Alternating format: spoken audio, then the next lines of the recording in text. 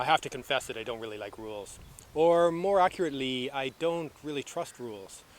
Although rules can be important and useful, far too often they are simplistic responses to complex contexts, or they are one-size-fits-all solution, or the reasons that they're developed are lost in transmission. For these reasons, I think the rules can be quite interesting because they reveal quite a bit about the cultural norms, the fears, the expectations, and the context within which they are developed and disseminated. I have found that there's a lot of this in the diverse realm of advice about gardening and growing, and my favorite example is the set of rules about composting. There is a common set of advice and guidelines out there that is so ubiquitous and so repetitive, they have essentially formed a culturally entrenched rule book on composting. These rules can be divided into three rough groups based on the issues they are trying to deal with. First, don't add meats, fish, oils, cooked foods, baked goods, bones, or dairy products, as they may attract rats and flies and produce unpleasant smells. Second, add an appropriate mix of greens and browns, a balance between high nitrogen and high carbon material to ensure that the compost does not get too wet and smelly on the one hand or decompose far too slowly on the other. Third, don't add pernicious weeds, diseased plants, or plants that have gone to seed in order to avoid spreading weeds and disease to other parts of the garden.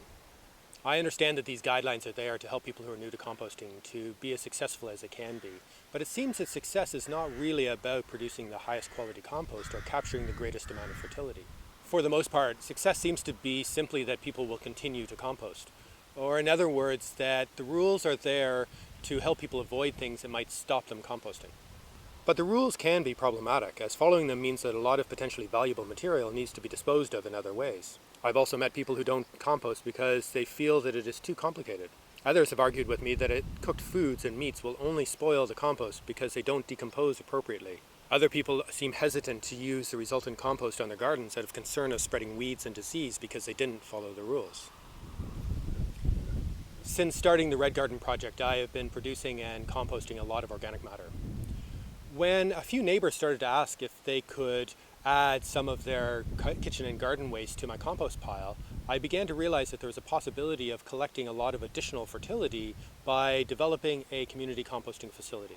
But I wanted to keep things really simple and easy, so I started an experiment which I call the No-Rules Compost, with the aim of seeing what would happen if most of the conventions were ignored, to find out which of these rules were important to follow, if any. I made a conscious decision to be open to the possibility of failure, so that I could figure out the simplest and easiest way to fix or work around the issue. Basically, whenever somebody asked me if they could add something to the compost bin, I said yes. Meat, bones, cooked foods, animal carcasses, oils, cardboard, newspapers, rotting food, cooked coffee grounds, spent grain from home brewing, bedding from the hen coop, leaves, garden clippings, and grass cuttings all went in. Plus all of the materials from the gardens, including the roots of pernicious weeds, plants that had gone to seed, diseased plants, and of course all the scraps from our own kitchen. Everything went in, whenever it was available. When asked what could be added, I responded anything that was recently alive. I figured this was the simplest answer and was really the only guideline I started with, so perhaps this is a one-rule composting system. This experiment has been very successful. 3 years and 25 batches later, I'm still using the same system with a few small modifications. Between 15 to 20 households use this composting facility, plus a local hostel, and occasionally big loads of kitchen scraps from restaurants and cafes are added. Even with all these people using this facility, there aren't any signs, instructions, or rules posted, and complaints are very rare. At the end of the process, I get a huge amount of compost for use in the gardens, about 80 wheelbarrow loads full of fertility each year, which is a lot. So the question is, why does it work so well? I think it has a lot to do with the size of the initial composting container, the large quantities and diversity of material that is added, and the fact that I put in the hard work to turn the succession of batches, generally once a month. The initial loading box is 1.2 meters or 4 feet on each side. This is large enough for the contents to heat up fairly quickly and to retain that heat. The core temperature generally reaches above 60 degrees Celsius or 140 degrees Fahrenheit, which is hot enough to kill off any seeds and disease organisms and to help decompose the material quite quickly. Although there is a chance that the material at the edges won't get to this sterilizing temperature, I have not noticed many weeds or seeds surviving the process. The other reason that it works is that I regularly cull the rat population. Instead of trying to build a rat-proof composting container, which is virtually impossible, or by rejecting rat-attracting materials, I have developed the skills and methods to effectively control the rat population. In the end, it's easier than I thought it would be, but still a bit brutal. Another thing I've done is to start to sieve the compost at the end of the process.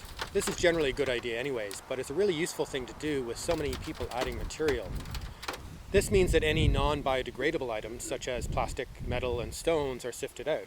There can be a fair amount of plastic, but since I built an effective and easy-to-use sieve, this isn't really an issue.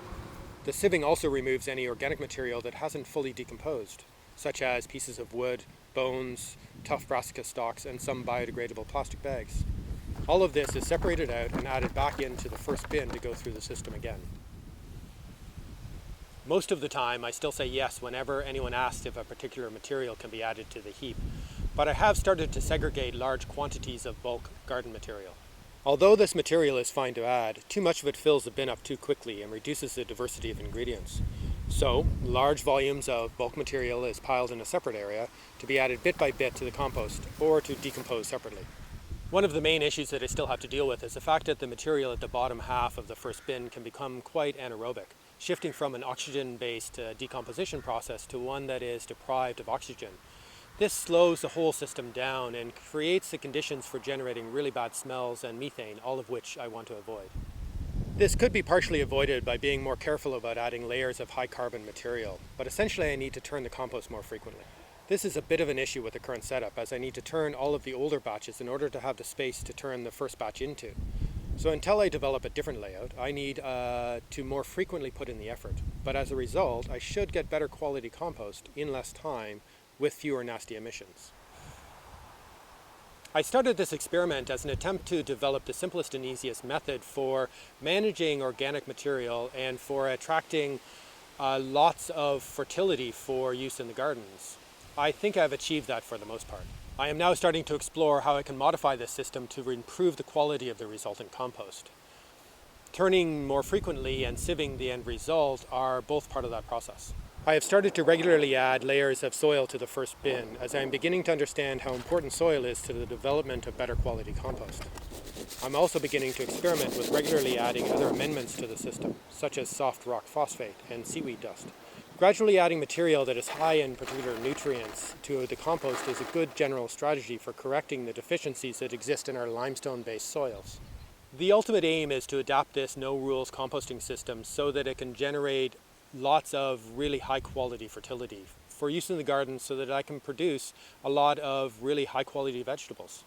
If I could reduce the amount of effort I need to put into managing the system, that would be good as well.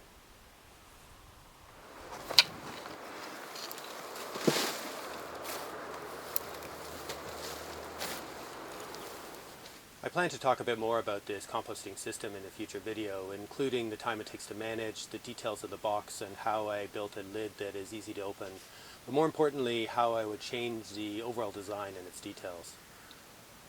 I intentionally left out a lot of details and discussion about rats from this existing video. I am planning a future video in which I will talk more about why rats aren't really a problem, how I cull their population, and the context in which it may be useful to even attract rats to your compost. I will provide links to those videos in the content below, but until then, thanks for watching.